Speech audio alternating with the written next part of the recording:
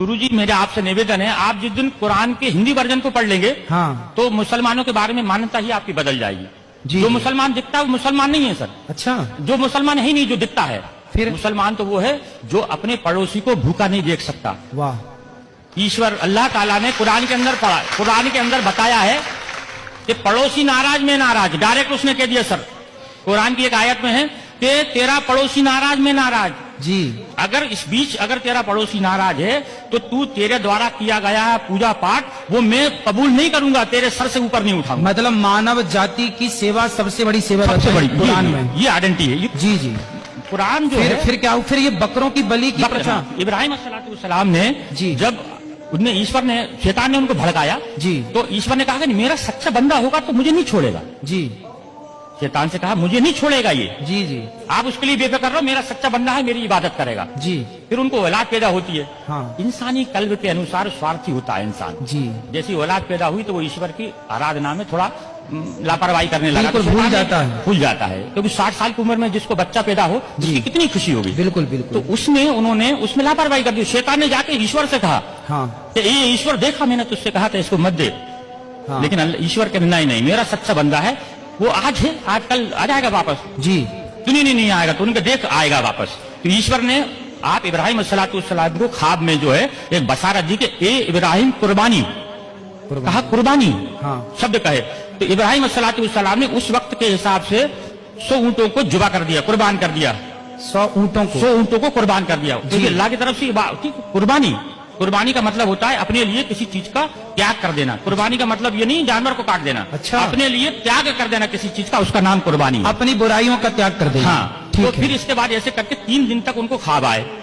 फिर उन्होंने चौथे दिन अल्लाह ताला से कहा अल्लाह ऐसा क्या मामला है कि इतनी कुर्बानी देने के बाद तू मुझसे नाराज है, मेरी कुर्बानी को कबूल नहीं कर रहा। तो अल्लाह ताला ने कि इधर से चौथे दिन उनको बशारत हुई कि दुनिया के अंदर सबसे ज्यादा जिससे तू मोहब्बत करता है उसकी कुर्बानी।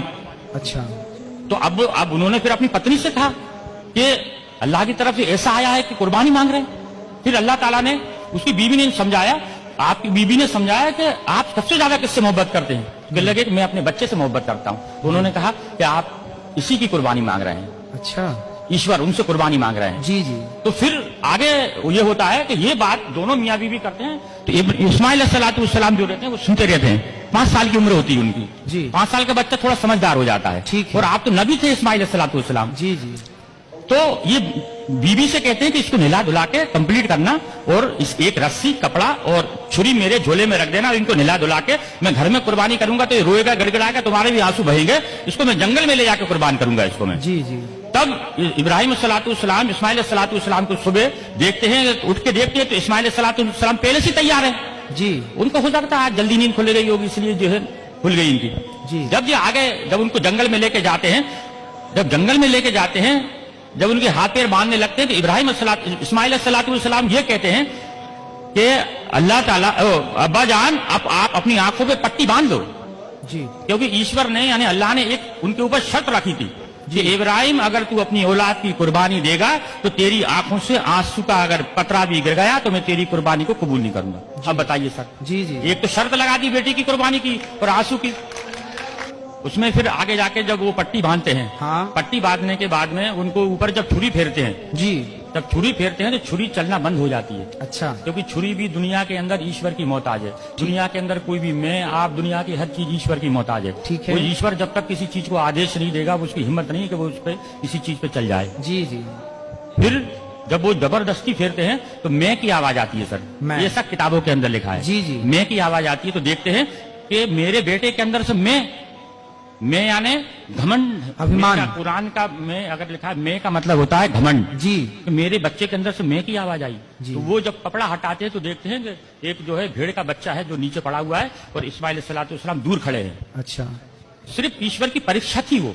जी। मकसद था सिर्फ परीक्षा लेना। अब वो पूछते हैं इस्माइल अल्लाह से पूछते अल्लाह आपने एक तो जो कटवा दिया, हाँ। आपने परीक्षा ली, जानवर का क्या करना है? तब उन्होंने ये कहा था कि इसके 3 हिस्से करो, एक आप खाओ, एक पड़ोसी में बांटो और एक गरीबों को दो। फिर उन्होंने कहा कि ये वाली जो चीज है कुर्बानी यानी ईश्वर की तरफ से दी गई हर चीज की कुर्बानी मुसलमान के लिए जायज है।